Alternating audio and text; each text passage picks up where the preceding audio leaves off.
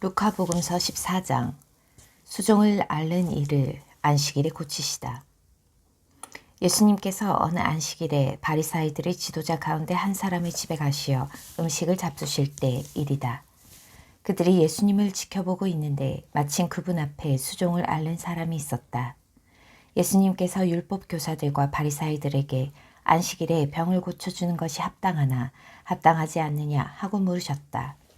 그들은 잠자코 있었다. 예수님께서는 그의 손을 잡고 병을 고쳐서 돌려보내신 다음 그들에게 말씀하셨다. 너희 가운데 누가 아들이나 소가 우물에 빠지면 안식일일지라도 바로 끌어내지 않겠느냐. 그들은 이 말씀에 아무 대답도 하지 못하였다. 끝자리에 앉아라. 예수님께서는 초대받은 이들이 윗자리를 고르는 모습을 바라보시며 그들에게 비유를 말씀하셨다. 누가 너희를 혼인잔치에 초대하거든 윗자리에 앉지 마라. 너보다 귀한 이가 초대를 받았을 경우 너와 그 사람을 초대한 이가 너에게 와서 이분에게 자리를 내드리게 할지도 모른다. 그러면 너는 부끄러워하며 끝자리로 물러나게 될 것이다. 초대를 받거든 끝자리에 가서 앉아라. 그러면 너를 초대한 이가 너에게 와서 여보게 더 앞자리로 올라앉게 할 것이다. 그때 너는 함께 앉아있는 모든 사람 앞에서 영광스럽게 될 것이다. 누구든지 자신을 높이는 이는 낮아지고 자신을 낮추는 이는 높아질 것이다. 가난한 이들을 초대하여라. 예수님께서는 당신을 초대한 이에게도 말씀하셨다. 내가 점심이나 저녁 식사를 베풀 때 내 친구나 형제나 친척이나 부유한 이웃을 부르지 마라. 그러면 그들도 다시 너를 초대하여 내가 보답을 받게 된다. 내가 잔치를 베풀 때에는 오히려 가난한 이들, 장애인들, 다리 저는 이들, 눈먼 이들을 초대하여라. 그들이 너에게 보답할 수 없기 때문에 너는 행복할 것이다. 의인들이 부활할 때 내가 보답을 받을 것이다. 혼인잔치의 비유. 예수님과 함께 식탁에 앉아있던 이들 가운데 어떤 사람이 이 말씀을 듣고 그분께 하느님의 나라에서 음식을 먹게 될 사람은 행복합니다 하고 말하였다. 그러자 예수님께서 그에게 이르셨다. 어떤 사람이 큰 잔치를 베풀고 많은 사람을 초대하였다. 그리고 잔치 시간이 되자 종을 보내어 초대받은 이들에게 이제 준비가 되었으니 오십시오 하고 전하게 하였다. 그런데 그들은 모두 하나같이 양해를 구하기 시작하였다. 첫째 사람은 내가 밭을 샀는데 나가서 그것을 보아야 하오. 부디 양해해 주시오 하고 그에게 말하였다. 다른 사람은 내가 겨릿소 5쌍을 샀는데 그것들을 보려고 가는 길이요. 부디 양해해 주시오 하였다. 또 다른 사람은 나는 방금 장가를 들었소. 그러니 갈 수가 없다오 하였다. 종이 돌아와 주인에게 그대로 알렸다. 그러자 집주인이 노하여 종에게 일렀다. 어서 고을의 한길과 골목으로 나가 가난한 이들과 장애인들과 눈먼 이들과 다리 저는 이들을 이리로 데려오너라. 얼마 뒤에 종이 주인님 분부하신 대로 하였습니다만 아직도 자리가 남았습니다 하자 주인이 다시 종에게 일렀다. 큰 길과 울타리 쪽으로 나가 어떻게 해서라도 사람들을 들어오게 하여 내 집이 가득 차게 하여라. 내가 너희에게 말한다. 처음에 초대를 받았던 그 사람들 가운데에서는 아무도 내 잔치 음식을 맛보지 못할 것이다. 버림과 따름. 많은 군중이 예수님과 함께 길을 가는데 예수님께서 그들에게 돌아서서 이르셨다. 누구든지 나에게 오면서 자기 아버지와 어머니, 아내와 자녀, 형제와 자매, 심지어 자기 목숨까지 미워하지 않으면 내 제자가 될 수 없다. 너희 가운데 누가 탑을 세우려고 하면 공사를 마칠 만한 경비가 있는지 먼저 앉아서 계산해 보지 않느냐. 그러지 않으면 기초만 놓은 채 마치지 못하여 보는 이마다 그를 비웃기 시작하며 저 사람은 세우는 일을 시작만 해놓고 마치지는 못하였군 할 것이다. 또 어떤 사람이 다른 임금과 싸우러 가려면 2만 명을 거느리고 자기에게 오는 그를 1만 명으로 맞설 수 있는지 먼저 앉아서 헤아려 보지 않겠느냐. 맞설 수 없겠으면 그 임금이 아직 멀리 있을 때에 시신을 보내어 평화 협정을 취할 것이다. 이와 같이 너희 가운데에서 누구든지 자기 소유를 다 버리지 않는 사람은 내 제자가 될 수 없다. 맛을 잃은 소금. 소금은 좋은 것이다. 그러나 소금이 제 맛을 잃으면 무엇으로 다시 짜게 하겠느냐. 땅에도 거름에도 쓸모가 없어 밖에 내던져 버린다. 들을 귀 있는 사람은 들어라. 루카복음서 15장. 되찾은 양의 비유. 세리들과 죄인들이 모두 예수님의 말씀을 들으려고 가까이 모여들고 있었다. 그러자 바리사이들과 율법학자들이 저 사람은 죄인들을 받아들이고 또 그들과 함께 음식을 먹는군 하고 투덜거렸다. 예수님께서 그들에게 이 비유를 말씀하셨다. 너희 가운데 어떤 사람이 양 100마리를 가지고 있었는데 그 가운데 한 마리를 잃으면 99마리를 광야에 놓아준 채 잃은 양을 찾을 때까지 뒤쫓아가지 않느냐. 그러다가 양을 찾으면 기뻐하며 어깨에 메고 집으로 가서 친구들과 이웃들을 불러 나와 함께 기뻐해 주십시오. 잃었던 내 양을 찾았습니다. 하고 말한다. 내가 너희에게 말한다. 이와 같이 하늘에서는 회개할 필요가 없는 의인 99보다 회개하는 죄인 한 사람 때문에 더 기뻐할 것이다. 되찾은 은전의 비유. 또 어떤 부인이 은전 10잎을 가지고 있었는데 한 잎을 잃으면 등불을 켜고 집안을 쓸며 그것을 찾을 때까지 샅샅이 뒤지지 않느냐. 그러다가 그것을 찾으면 친구들과 이웃들을 불러 나와 함께 기뻐해 주십시오. 잃었던 은전을 찾았습니다. 하고 말한다. 내가 너희에게 말한다. 이와 같이 회개하는 죄인 한 사람 때문에 하느님의 천사들은 기뻐한다. 되찾은 아들의 비유. 예수님께서 또 말씀하셨다. 어떤 사람에게 아들이 둘이 있었다. 그런데 작은 아들이 아버지 재산 가운데에서 저에게 돌아올 몫을 주십시오 하고 아버지에게 말하였다. 그래서 아버지는 아들들에게 가산을 나누어 주었다. 며칠 뒤에 작은 아들은 자기 것을 모두 챙겨서 먼 고장으로 떠났다.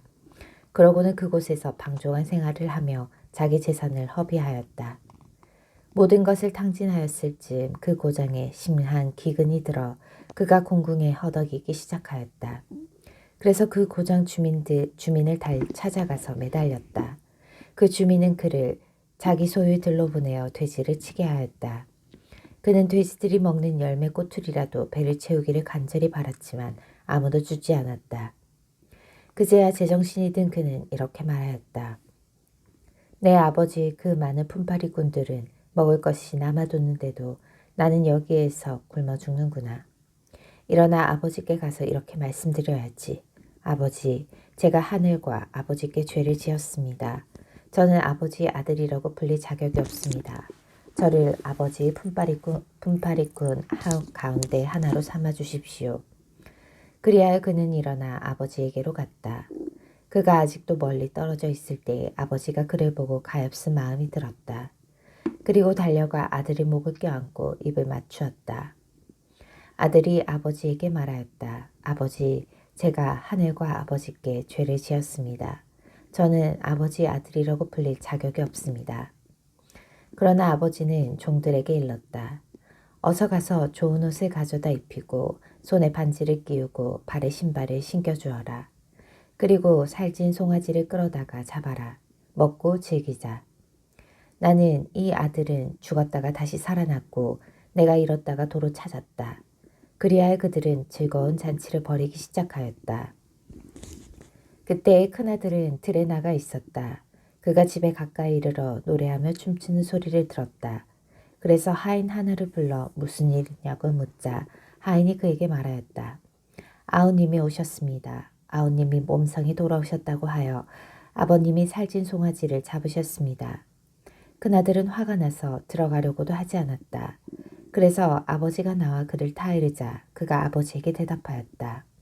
보십시오. 저는 여러 해 동안 종처럼 아버지를 섬기며 아버지의 명을 한 번도 어기지 않았습니다.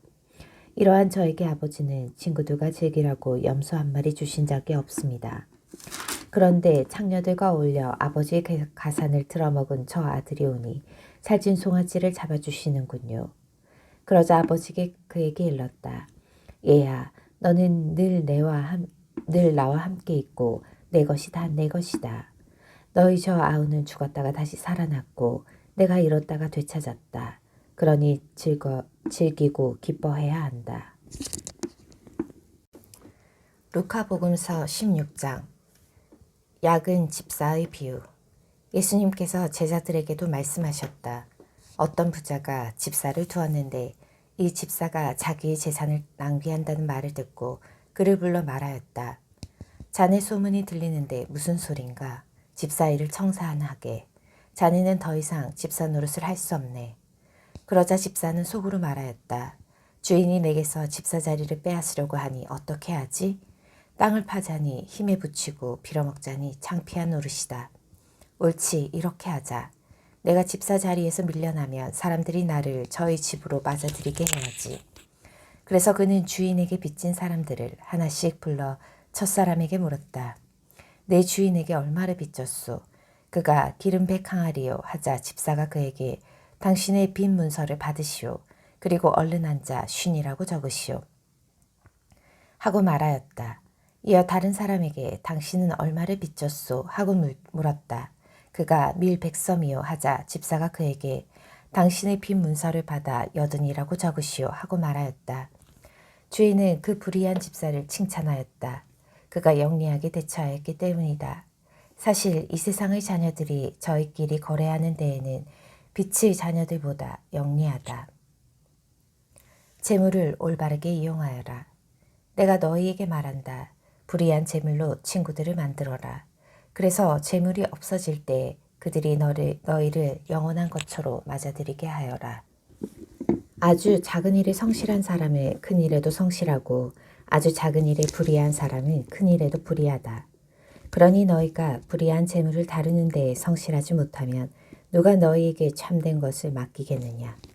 또 너희가 남의 것을 다루는 데에 성실하지 못하면 누가 너희에게 너희의 몫을 내주겠느냐. 하느님이냐 재물이냐. 어떠한 종도 두 주인을 섬길 수 없다. 한쪽은 미워하고 다른 쪽은 사랑이며 한쪽은 떠받들고 다른 쪽은 업신여기게 된다. 너희는 하느님과 재물을 함께 섬길 수 없다. 돈을 좋아하는 바리사이들의 참모습. 돈을 좋아하는 바리사이들이 이 모든 말씀을 듣고 예수님을 비웃었다. 그러자 예수님께서 그들에게 이르셨다. 너희는 사람들 앞에서 스스로 의롭다고 하는 자들이다. 그러나 하느님께서는 너희의 마음을 아신다.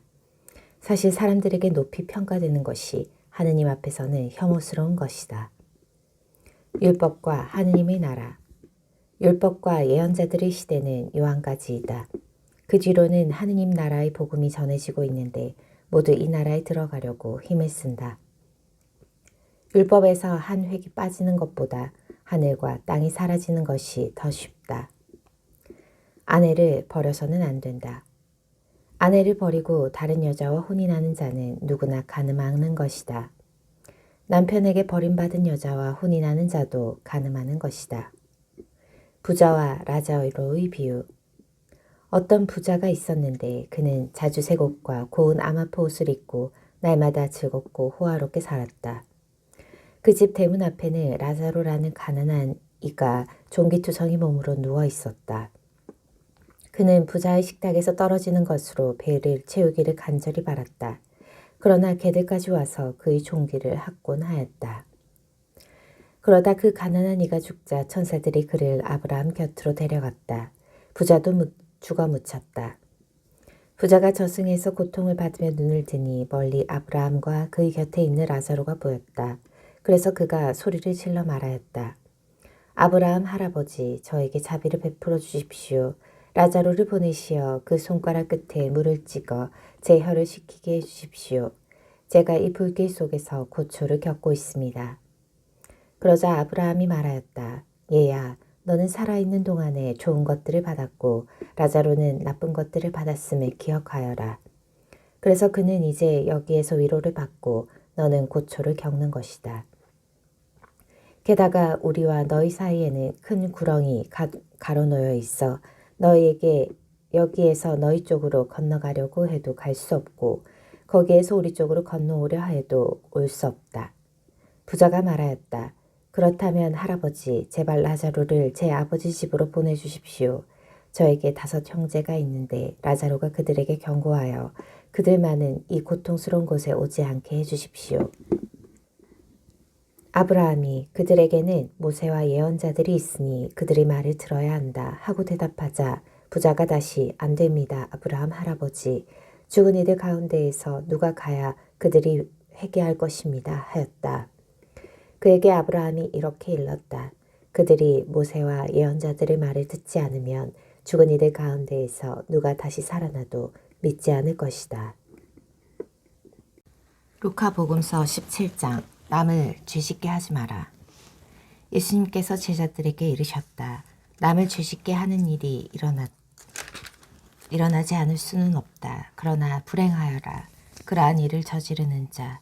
이 작은 일 가운데 하나라도 죄짓게 하는 것보다 연자매를 목에 걸고 바다에 내던지는 편이 낫다. 너희는 스스로 조심하여라. 형제가 죄를 지으면 몇 번이고 용서하여라. 내 형제가 죄를 짓거든 꾸짖고 회개하거든 용서하여라. 그가 너에게 하루에도 7번 죄를 짓고 7번 돌아와 회개합니다 하면 용서해 주어야 한다. 믿음의 힘. 사도들이 주님께 저희에게 믿음을 더하여 주십시오 하고 말하였다. 그러자 주님께서 이르셨다. 너희가 겨자씨 한 알만한 믿음이라도 있으면 이 돌무화과 나무더러 뽑혀서 바다에 심거라 하더라도 그것이 너희에게 복종할 것이다. 겸손하게 섬겨라. 너희 가운데 누가 밭을 갈거나 양을 치는 종이 있으면 들에서 돌아오는 그 종에게 어서와 식탁에 앉아라 하겠느냐. 오히려 내가 먹을 것을 준비하여라. 그리고 내가 먹고 마시는 동안 허리에 띠를 메고 시중을 들어라. 그런 다음 먹고 마셔라 하지 않겠느냐. 종이 분부를 받은 대로 하였다고 해서 주인이 그에게 고마워하겠느냐. 이와 같이 너희도 분부를 받은 대로 다 하고 나서 저희는 쓸모없는 종입니다. 해야 할 일을 하였을 뿐입니다. 하고 말하여라. 나병 환자 10사람을 고쳐주시다. 예수님께서 예루살렘으로 가시는 길에 사마리아와 갈릴레아 사이를 지나가시게 되었다. 그분께서 어떤 마을에 들어가시는데 나병 환자 10사람이 그분께 마주왔다. 그들은 멀찍이 서서 소리를 높여 말하였다. 예수님, 스승님, 저에게 자비를 베풀어 주십시오. 예수님께서는 그들을 보시고 가서 사제들에게 너희 몸을 보여라 하고 이르셨다. 그들이 가는 동안에 몸이 깨끗해졌다. 그들 가운데 한 사람은 병이 나은 것을 보고 큰 소리로 하느님을 찬양하며 돌아와 예수님의 발 앞에 엎드려 감사를 드렸다. 그는 사마리아 사람이었다. 그러자 예수님께서 말씀하셨다. 10사람이 깨끗해지지 않았느냐. 그런데 9은 어디에 있느냐. 이 외국인 말고는 아무도 하느님께 영광을 드리려 돌아오지 않았단 말이냐. 이어서 그에게 이르셨다. 일어나 가거라. 내 믿음이 너를 구원하였다. 하느님 나라의 도래. 예수님께서는 바리사이들에게 하느님의 나라가 언제 오느냐는 질문을 받으시고 그들에게 대답하셨다. 하느님의 나라는 눈에 보이는 모습으로 오지 않는다. 또 보라 여기에 있다 또는 저기에 있다 하고 사람들이 말하지도 않을 것이다. 보라 하느님의 나라는 너희 가운데에 있다. 사람의 아들의 날. 예수님께서 제자들에게 이르셨다. 너희가 사람의 아들의 날을 하루라도 보려고 갈망할 때가 오겠지만 보지 못할 것이다. 사람들이 너희에게 보라 저기에 계시다 또는 보라 여기에 계시다 할 것이다. 그러나 너희는 나서지도 말고 따라가지도 마라. 번개가 치면 하늘 이쪽 끝에서 저쪽 끝까지 비추는 것처럼 사람의 아들도 자기의 날에 그러할 것이다. 그러나 그는 먼저 많은 고난을 겪고 이 세대에게 배척을 받아야 한다. 사람의 아들의 날에도 노아 때와 같은 일이 일어날 것이다. 노아가 방주에 들어가는 날까지 사람들은 먹고 마시고 장가들고 시집가고 하였는데 홍수가 닥쳐 그들을 모두 멸망시켰다. 또한 롯 때와 같은 일이 일어날 것이다. 사람들은 먹고 마시고 사고팔고 심고 짓고 하였는데 롯이 소돔을 떠난 그날에 하늘에서 불과 유황이 쏟아져 그들을 모두 멸망시켰다. 사람의 아들이 나타나는 날에도 그와 똑같을 것이다. 그날 옥상에 있는 이는 세간이 집 안에 있더라도 그것들 꺼내러 내려가지 말고 마찬가지로 들에 있는 이도 뒤로 돌아서지 마라. 너희는 롯의 아내를 기억하여라. 제 목숨을 보존하려고 애쓰는 사람은 목숨을 잃고 목숨을 잃는 사람은 목숨을 살릴 것이다.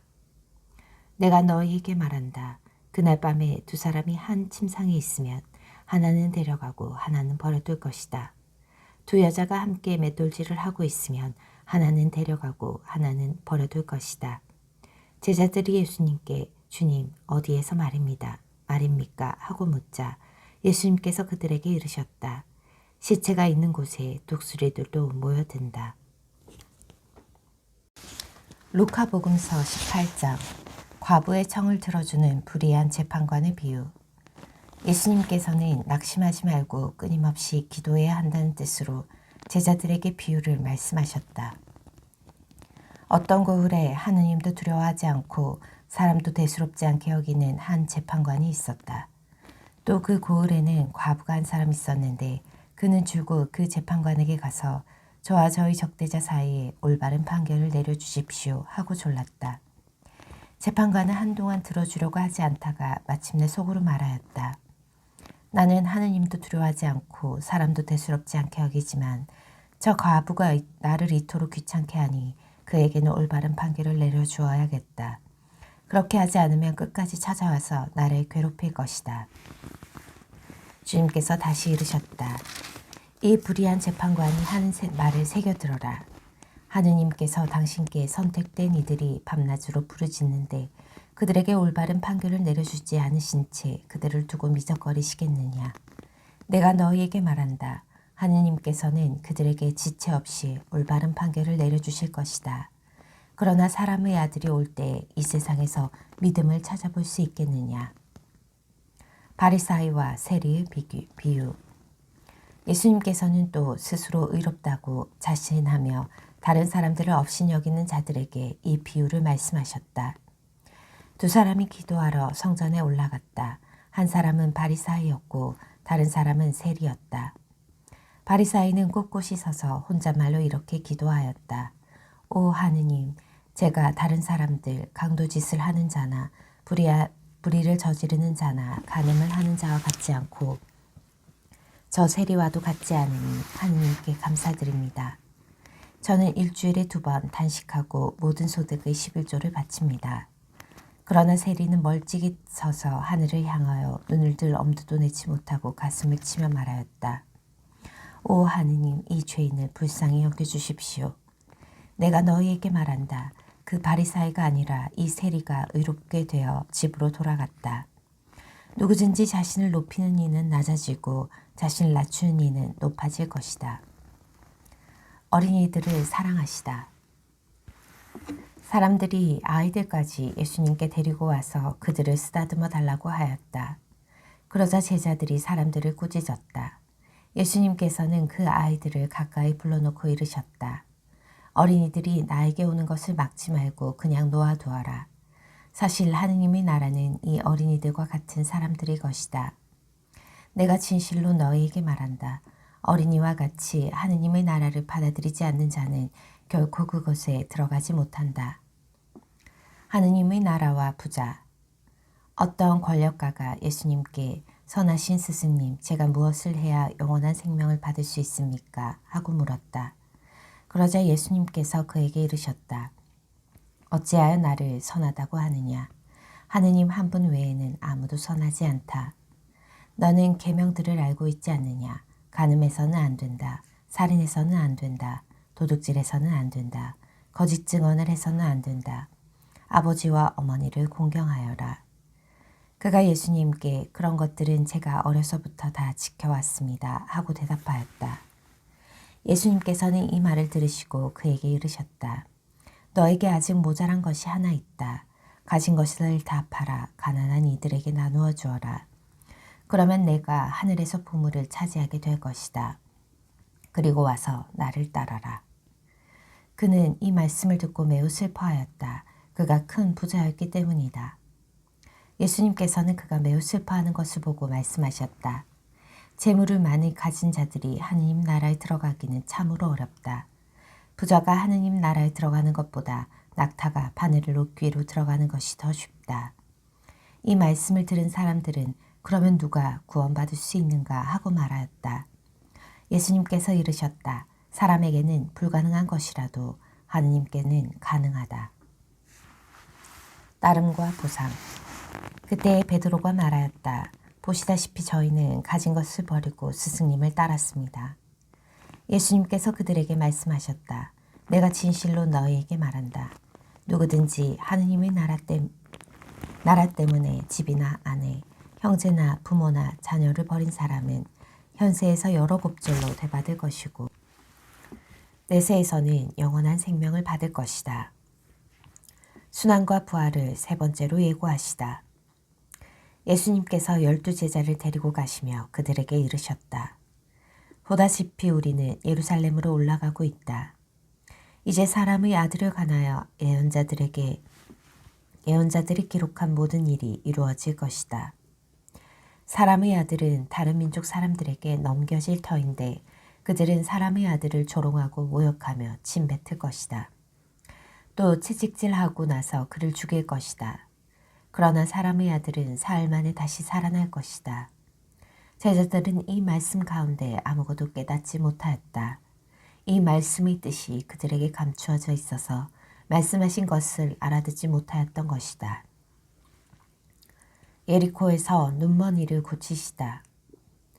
예수님께서 예리코에 가까이 이르셨을 때의 일이다. 어떤 눈먼이가 길가에 앉아 구걸하고 있다가 군중이 지나가는 소리를 듣고 무슨 일이냐고 물었다.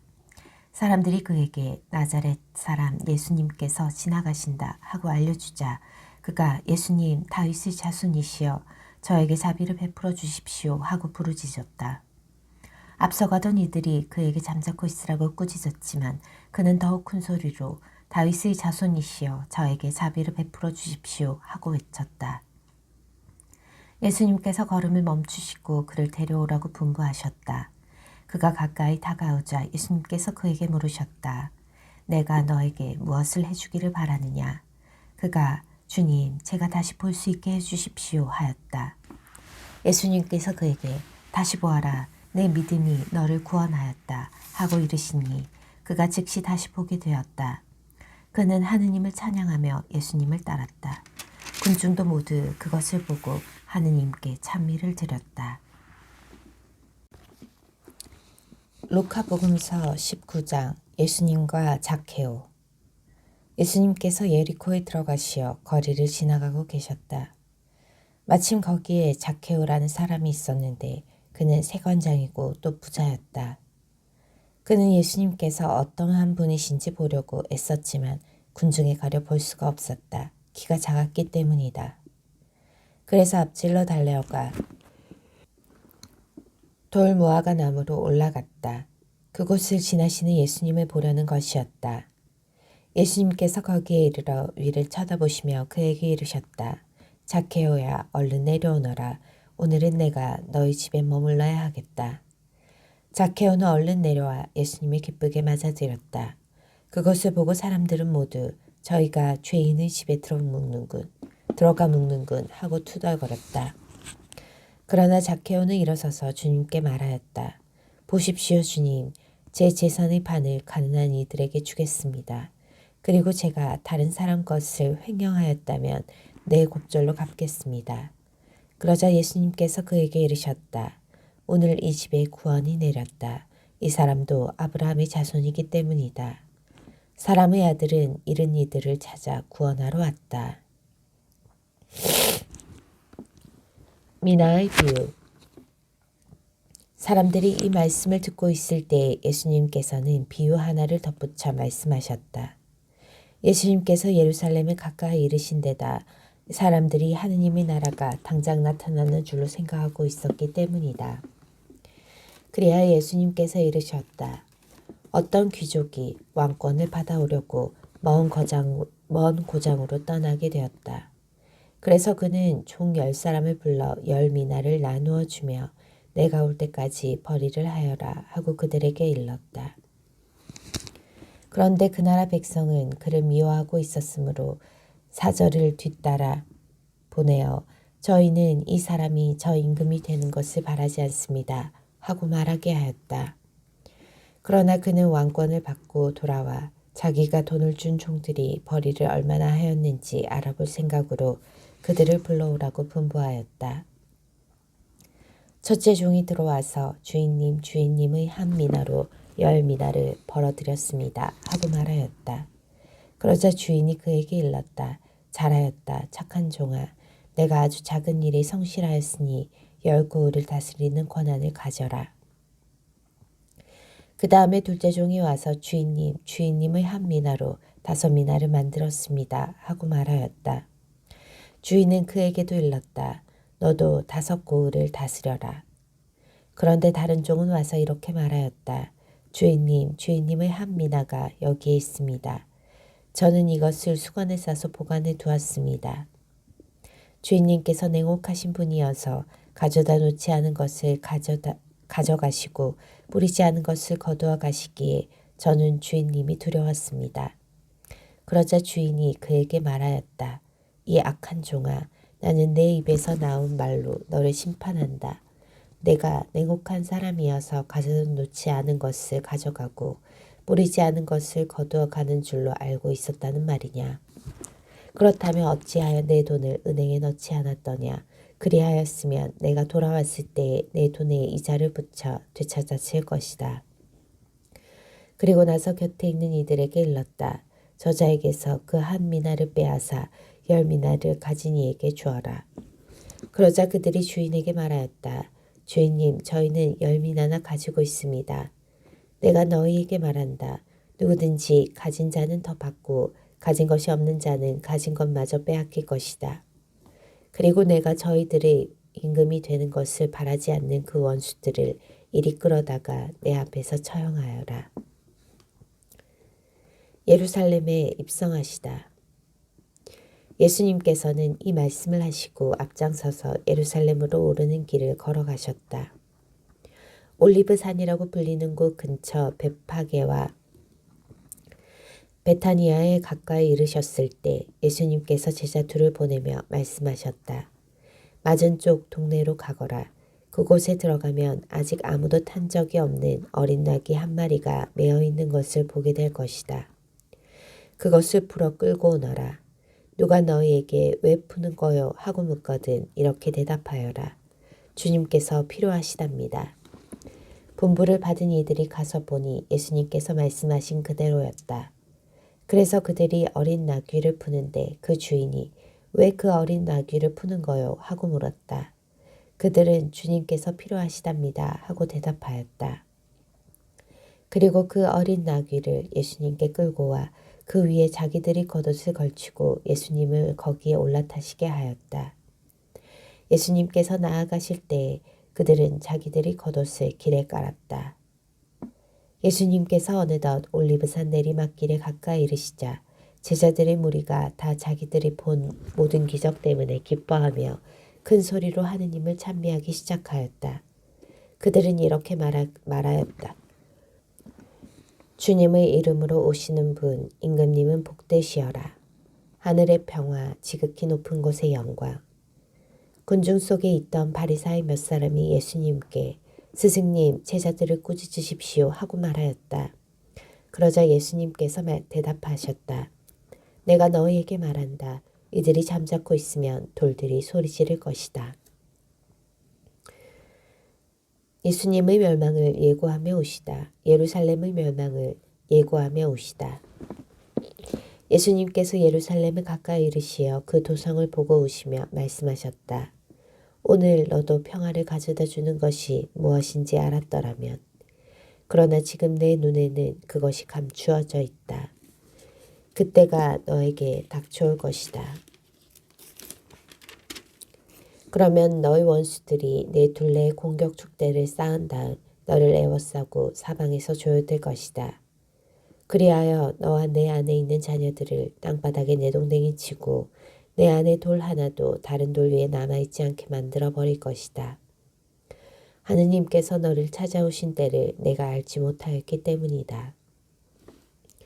성전을 정화하시다. 예수님께서 성전에 들어가시어 물건을 파는 이들을 쫓아내기 시작하시며 그들에게 말씀하셨다.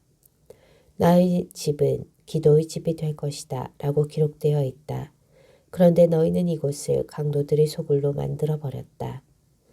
예수님께서는 날마다 성전에서 가르치셨다. 수석사제들과 율법학자들과 백성의 지도자들은 예수님을 없앨 방법을 찾았다. 그러나 어떻게 해야 하는지 그 방도를 찾지 못하였다. 온 백성이 그분의 말씀을 듣느라고 곁을 떠나지 않았기 때문이다. 루카복음서 20장 예수님의 권한을 문제 삼다. 예수님께서 어느 날 성전에서 백성을 가르치시며 복음을 전하고 계시는데 수석사제들과 율법학자들이 원로들과 함께 다가와 예수님께 말하였다. 당신이 무슨 권한으로 이런 일을 하는지 또 당신에게 그러한 권한을 준 이가 누구인지 말해보시오. 그러자 예수님께서 그들에게 말씀하셨다. 나도 너희에게 한 가지 물을 터이니 대답해 보아라. 요한의 세례가 하늘에서 온 것이냐 아니면 사람에게서 온 것이냐. 그들은 저희끼리 서로 의논하였다. 하늘에서 왔다 하면 어찌하여 그를 믿지 않았느냐 하고 말할 것이요. 그렇다고 사람에게서 왔다 하면 온 백성이 요한을 예언자로 확신하고 있으니 그들이 돌을 던져 우리를 죽일 것이요. 그래서 그들은 어디에서 왔는지 모른다고 대답하였다. 그러자 예수님께서 그들에게 말하였다. 나도 무슨 권한으로 이런 일을 하는지 너희에게 말하지 않겠다. 포도밭 소작인의 비유. 예수님께서 백성에게 이 비유를 말씀하기 시작하셨다. 어떤 사람이 포도밭을 일구어 소작인들에게 내주고 오랫동안 멀리 떠나 있었다. 포도철이 되자 그는 소작인들에게 종 하나를 보내어 포도밭 소출에서 얼마를 내놓으라고 하였다. 그런데 소작인들은 그를 매질하고서는 빈손으로 돌려보냈다.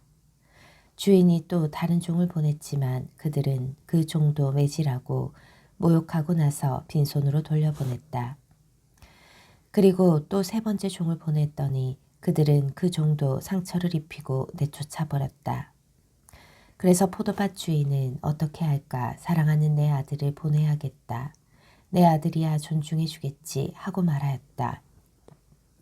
그러나 소작인들은 그 아들을 보자 저자가 상속자다. 저자를 죽여버리자. 그러면 이 상속재산이 우리 차지가 될 것이다. 하고 서로 의논하면서 그를 포도밭 밖으로 던져 죽여버렸다. 그러니 포도밭 주인은 그들을 어떻게 하겠느냐. 그는 돌아와 그 소작인들을 없애버리고 포도밭을 다른 이들에게 줄 것이다.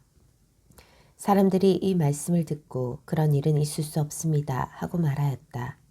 그러자 예수님께서 그들을 똑바로 보시며 말씀하셨다. 그러면 이렇게 기록된 말씀은 무슨 뜻이냐.